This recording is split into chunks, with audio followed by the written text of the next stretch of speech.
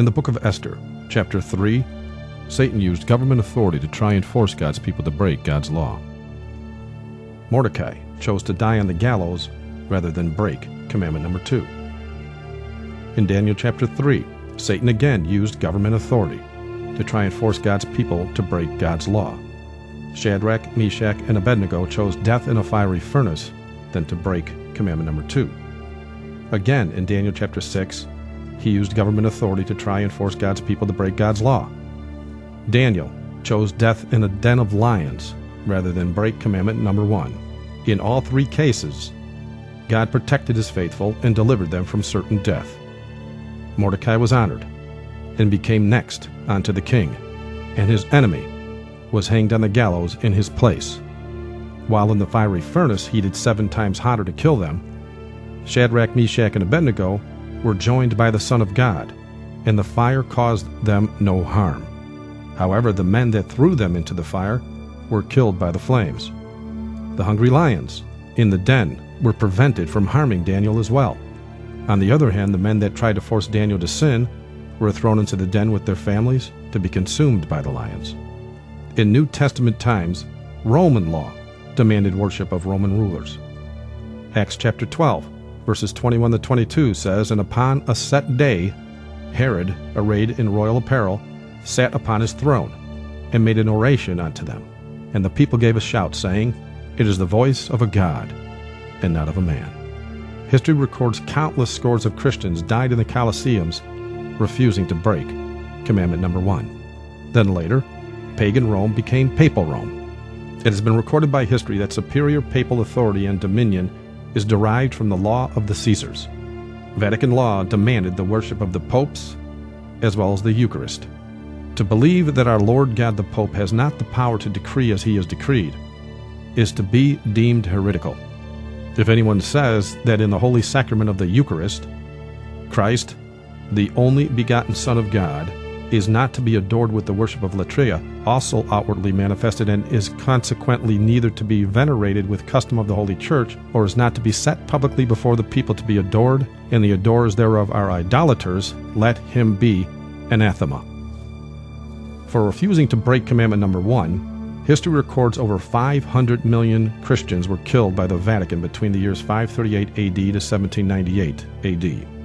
It has been recorded that the Church of Rome has shed more innocent blood than any other institution that has ever existed among mankind will be questioned by no Protestant who has a competent knowledge of history. It is impossible to form a complete conception of the multitude of her victims, and it is quite certain that no powers of imagination can adequately realize their sufferings. Out of inherited fear of the bloody past, most denominations today teach the law is no longer needed. Why does the devil persist in trying to get people to break God's law? It's because he knows Christians that keep the law will not receive the mark of the beast. In Revelation 14, starting at verse 9, it speaks of people that do get the mark. It says, "And the third angel followed them, saying with a loud voice, If any man worship the beast and his image, and receive his mark in his forehead or in his hand, the same shall drink of the wine of the wrath of God, which is poured out without mixture into the cup of his indignation. And he shall be tormented with fire and brimstone in the presence of the holy angels, and in the presence of the Lamb. And the smoke of their torment ascendeth up forever and ever, and they have no rest, day nor night, who worship the beast and his image, and whosoever receiveth the mark of his name." Who are they that don't receive the mark? The very next verse says, "Here is the patience of the saints. Here are they that keep the commandments of God and the faith of Jesus." Ecclesiastes 12:13 confirms when it says, "Let us hear the conclusion of the whole matter. Fear God and keep his commandments, for this is the whole duty of man." In Revelation 13, verses 16 and 17, we find, "He causeth all, both small and great, rich and poor, free and bond, to receive a mark in their right hand or in their foreheads, and that no man might buy or sell, save he had the mark, or the name of the beast, or the number of his name." Why is this mark so important, and what are the actual features of a mark? Government declarations must always bear a mark, or an official seal of approval on it for validity. But what are the actual features of an official mark, or an official seal made by governing bodies? Well, an official seal, or signature, must always have 3 distinct features to be considered valid.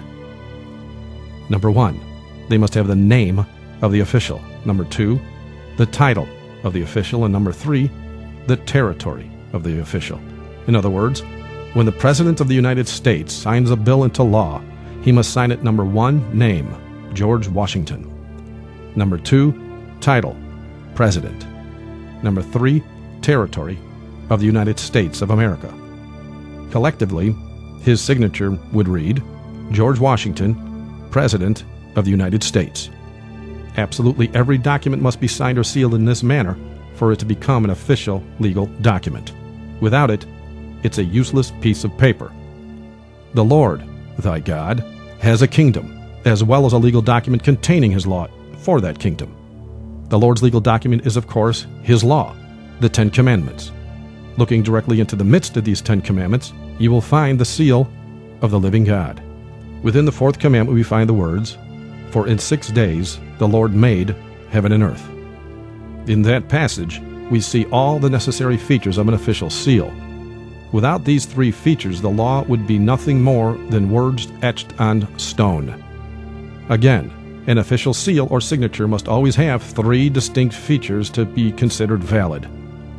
Number 1, his name, the Lord. For it says in Isaiah 42 verse 8, I am the Lord, that is my name. His title, Creator, because it said in that verse, the Lord made heaven and earth. And number 3, his territory, heaven and earth, because that is what he made. Collectively, his signature reads, the Lord, Creator of heaven and earth. The seal of the Creator God is found in the Sabbath commandment of that same Creator God. It is an acknowledgement of his authority as the Creator as well as the author of that law written in stone. When we keep his Sabbath commandment, we are expressing that we recognize, remember, and worship him as our Creator. Psalm 77:11 says, I will remember the works of the Lord. Surely I will remember thy wonders of old. So, how is the mark of the beast or the seal of God administered? As was discovered in the previous video, the Vatican has control over all the necessary governments with global powers to allow them the ability to do as they wish. The national ID cards that are slated to start arriving in the United States of America as early as May of 2008 will be a mainstay in the system of control. The ID cards will contain everything about you as an individual. Your home address, resume, educational background, health history, past and present employment, your travel plans, passport info, birth certificate, Social Security number, driver's license number, marital status, family records, and even criminal records will be in this card. It will eventually replace all your credit cards as well as the use of cash. It used to take the government up to 72 hours to prevent you from buying and selling or freezing your accounts. With the ID card, it happens instantly anywhere in the world. How does this mark get into the hand or into the forehead? In Jeremiah chapter 38 verse 23 it says, Thou shalt not escape out of their hand, but shall be taken by the hand of the king of Babylon, and thou shalt cause this city to be burned with fire. Ecclesiastes 9 verse 10 says, Whatsoever thy hand findeth to do, do it with thy might. For there is no work, nor device, nor knowledge, nor wisdom in the grave whither thou goest.